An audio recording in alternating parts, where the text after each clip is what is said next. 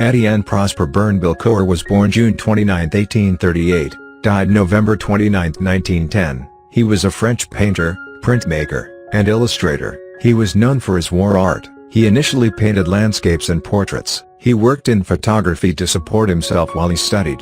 He also attended the École des Beaux Arts and competed for the Prix de Rome in 1859. He won a prize for photography at the Universal Exposition of 1867. In 1868, Vibert encouraged Berne Bellecour to devote himself entirely to painting. Berne Bellecour served in the Francs de Roer and won a medal for gallantry under fire. His later works focused on military subjects. He also practiced as a sculptor and an etcher. He was named a Chevalier in the French Legion of Honor in 1878.